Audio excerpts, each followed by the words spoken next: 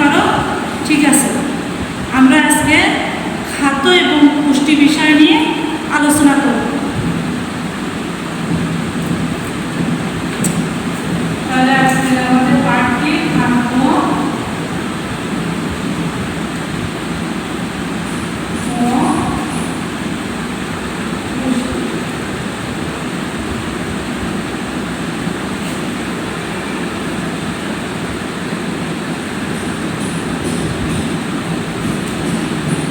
প্রিয় শিক্ষার্থীরা, আমরা যে খাবারগুলো খাই এই খাবারগুলো কি সবই কি আমাদের খাদ্য নাকি অন্য কিছু? হ্যাঁ, খাদ্য হচ্ছে সেইগুলো যেগুলো আমাদের দেহের রোগ প্রতিরোধ করে, আমাদের দেহের বৃদ্ধি ঘটায়, আমাদের কর্মক্ষমতা বৃদ্ধি করে এবং দেহের ক্ষয় পূরণ করে। এক কথায় বলা হয় যেগুলো আমাদের দেহের পুষ্টি সাধন করে সেগুলো হচ্ছে খাদ্য। তাহলে আমাদের পুষ্টি কি?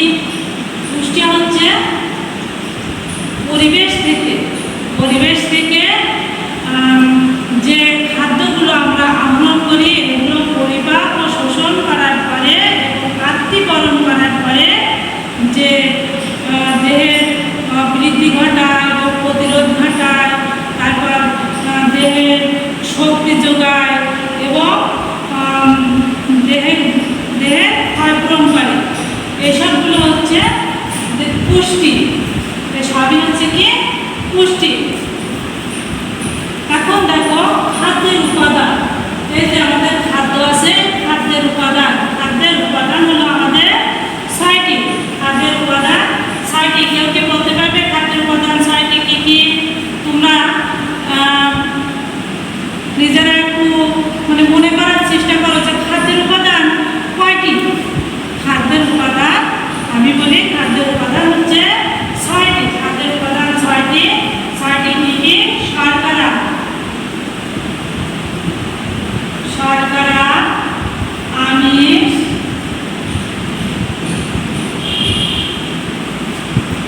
শর্করা, আমিষ, স্নেহ,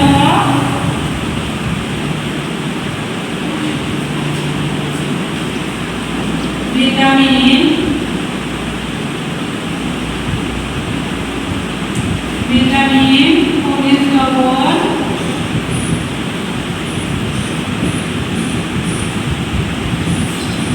এবং পানি।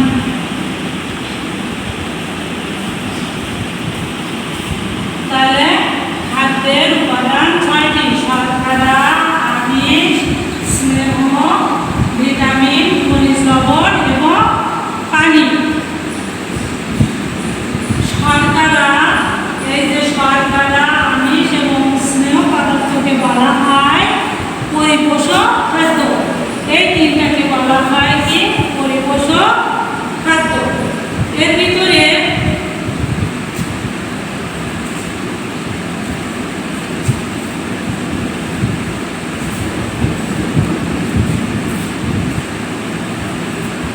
শর্করা ও স্নেহ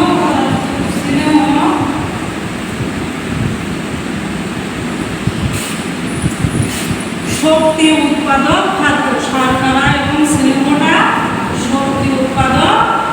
এই যে আমাদের দুইটা আছে, শর্করা ও স্নেহ পদার্থটা হচ্ছে শক্তি উৎপাদক খাদ্য। আমিষযুক্ত খাদ্যকে বলা হয় দেহ গঠনের খাদ্য। আমরা আমিষযুক্ত খাদ্যকে কি বলতে পারি? আমিষযুক্ত খাদ্যকে বলা হয় দেহ গঠনের খাদ্য।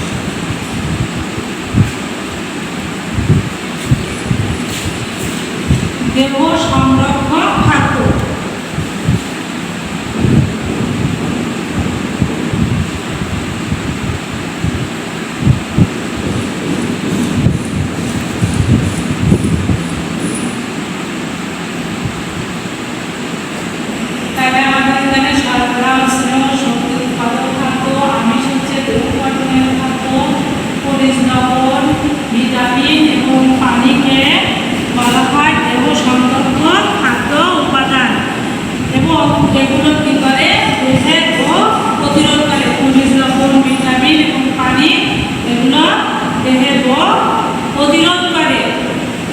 প্রিয় শিক্ষার্থীরা, এখন আমরা যাব শর্করা। প্রথমে আছে আমাদের কি শর্করা।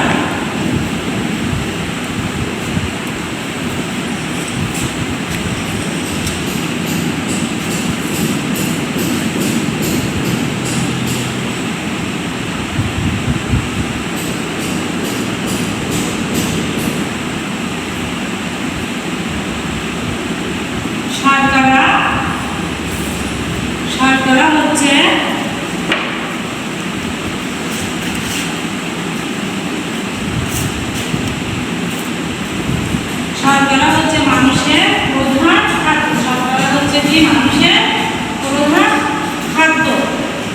কার্বন, হাইড্রোজেন এবং অক্সিজেনের সমন্বয়ে শর্করা তৈরি হয়। কার্বন,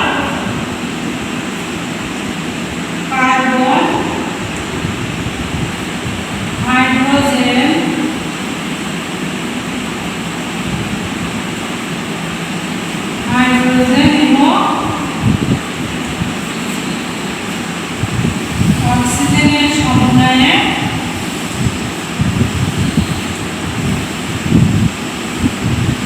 কার্বন, হাইড্রোজেন এবং অক্সিজেনের সমন্বয়ে শর্করা তৈরি হয়।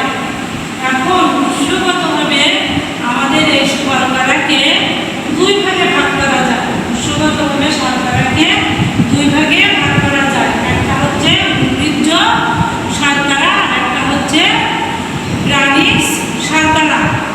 উদ্ভিজ্জ শর্করার ভিতরে আছে বেশ কয়েকটি। উদ্ভিজ্জ শর্করার ভিতরে আছে স্টার্চ বা শ্বেতসার,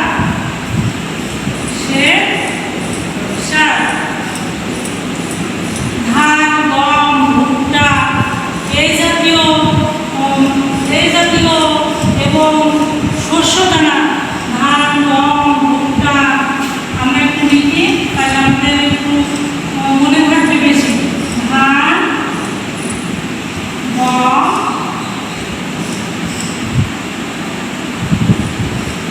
ভুট্টা এবং শস্য দানা জাতীয় যে খাদ্যগুলো আছে সেখান থেকে, এবং আলু, কচু এইসব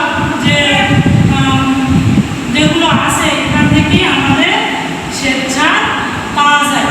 তাহলে শ্বেতসারের উৎস কি? ধান, গম, ভুট্টা, শস্য দানা এবং আলু, মিষ্টি আলু, কচু এইসব আর কি। এরপরে আছে আমাদের গ্লুকোজ।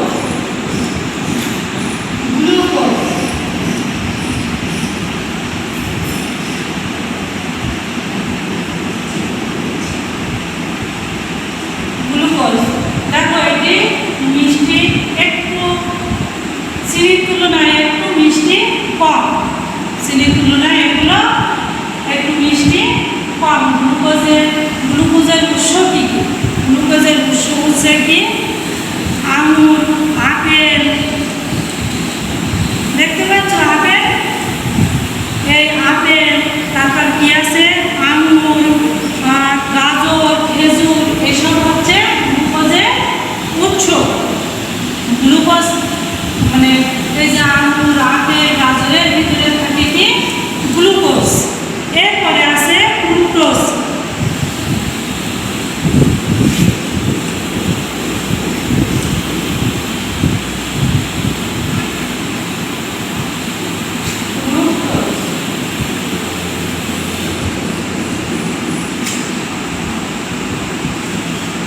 পেঁপের ভিতরে কি থাকে তোমরা জানো? পেঁপের ভিতরে থাকে ফ্রুক্টোজ। এছাড়া আম, কলা এর ভিতরে থাকে ফ্রুক্টোজ। এরপরে যাই আমরা সুক্রোজ। এই যে এই আখ থেকে তৈরি হয় কি? আখের রস। তারপর রস থেকে কি তৈরি হয়? চিনি। চিনি, তারপর এখানে আছে মিষ্টি, এই যে মিষ্টি, এই সবগুলো হচ্ছে সুক্রোজ। সুক্রোজ এর ভিতরে থাকে কি সুক্রোজ। তাহলে আখের রস, চিনি, মিষ্টি এবং গুড়ের ভিতরে থাকে আমাদের কি সুক্রোজ। এরপরে যাই আমরা সেলুলোজ। আঁশ জাতীয় খাদ্য যেমন কি বাদাম, এই যে দেখো কি বাদাম, আমরা এই বাদাম দেখেছি না, সবাই খাই না? এই যে বাদামের ভিতরে থাকে কি সেলুলোজ। বাদামের ভিতরে থাকে, এই যে বাদামের ভিতরে থাকে সেলুলোজ। সেলুলোজ হচ্ছে অগ্রাহ্য খাদ্য এবং সকল প্রকার সবজিতে থাকে সেলুলোজ।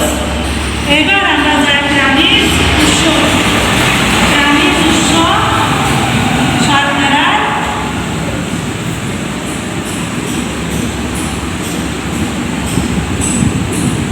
প্রাণীজ উৎস। প্রাণীজ উৎসের ভিতরে আছে ল্যাকটোজ,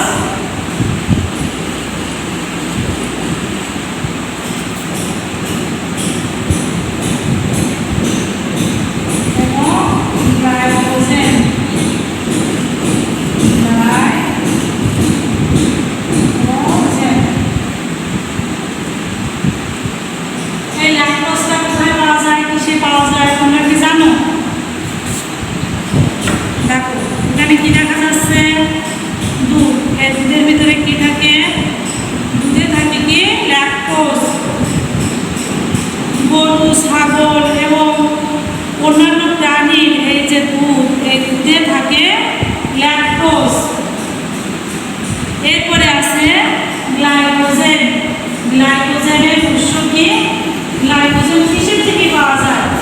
যে হাঁস, মুরগি, পশু পাখি যেসব আছে, কবুতর, এদের মাংসপেশি এবং ওই যকৃৎ থেকে, যে যকৃৎ আছে এটার থেকে আমাদের গ্লাইকোজেনটা পাওয়া যায়। ওকে, এর পুষ্টিগত গুরুত্ব দেখো। এই শর্করা আমাদের দেহে শক্তি উৎপাদন করে, তাপ উৎপাদন করে এবং ক্ষয় পূরণ করে। এখন আমরা দেখো এই যে তাপ শক্তি আমাদের বেঁচে থাকার জন্য সবচেয়ে যেটা প্রয়োজন সেটা হলো তাপ শক্তি। দেহে যদি তাপ শক্তি তৈরি না হয় তাহলে আমাদের বেঁচে থাকা অনেকটা কষ্ট হয়ে যায়। তাপ শক্তির জন্য আমাদের কী করা উচিত? শর্করা জাতীয় খাদ্য গ্রহণ করা উচিত। যে দেখো আমাদের কি আছে, আমাদের ইয়ের ভিতরে আছে কি ওই সেলুলোজ। সেলুলোজের কাজ কি? সেলুলোজের কাজ হচ্ছে এটা অগ্রাহ্য খাদ্য। এটা হচ্ছে মলত্যাগে সাহায্য করে। তারপর এটা মানুষের কোষ্ঠকাঠিন্য, এক কথা মানে কি মানুষের কোষ্ঠকাঠিন্যতা দূর করে। এই যে আমরা যে খাদ্য গ্রহণ করি, এই খাদ্য গ্রহণ যে করি, এই খাদ্যের তো একটা একক আছে না? খাদ্যের মধ্যে যে বিভিন্ন শক্তি থাকে, এই শক্তিকে বলা হয় ক্যালোরি। খাদ্যের মধ্যে নিহিত শক্তিকে বলা হয় ক্যালোরি, ক্যালোরি বা কিলোক্যালোরি।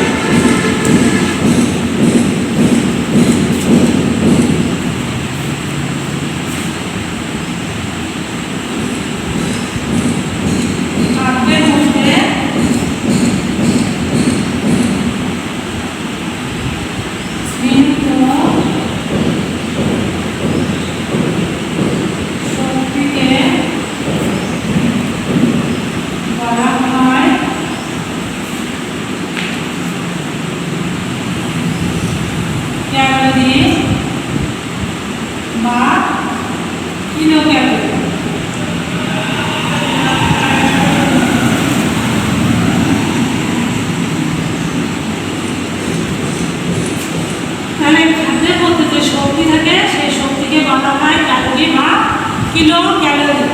একজন পূর্ণবয়স্ক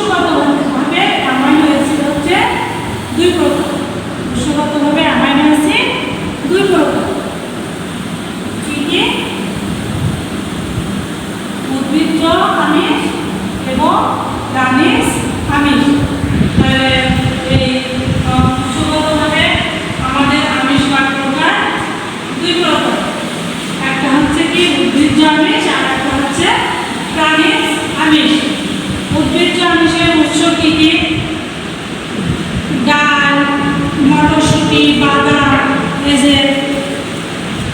যে বাদাম, তারপর এই যে আমাদের দেখা যাচ্ছে এটা, এগুলো হচ্ছে কি আমাদের উদ্ভিজ্জ আমিষের উৎস। এবং ডিম, এই যে ডিম, তারপর এই দুধ, এগুলো হচ্ছে তারপর মাছ, মাংস, এগুলো হচ্ছে প্রাণীজ আমিষের উৎস। অ্যামাইনো অ্যাসিড মূলত হচ্ছে এ পর্যন্ত 20 ধরনের অ্যামাইনো অ্যাসিড পাওয়া গেছে। এই 20 ধরনের অ্যামাইনো অ্যাসিডের ভিতরে 8টি অ্যামাইনো অ্যাসিড অপরিহার্য। 8টি অ্যামাইনো অ্যাসিড অপরিহার্য। এই 8টি অ্যামাইনো অ্যাসিড তোমাদের আমি একটু বোর্ডে লিখে দিচ্ছি, তোমরা বোর্ডে লিখে এবং বলি সামনে তোমরাও একটু লেখো এবং বলো, তাহলে সহজ হয়ে যাবে। প্রথমে আছে লাইসিন,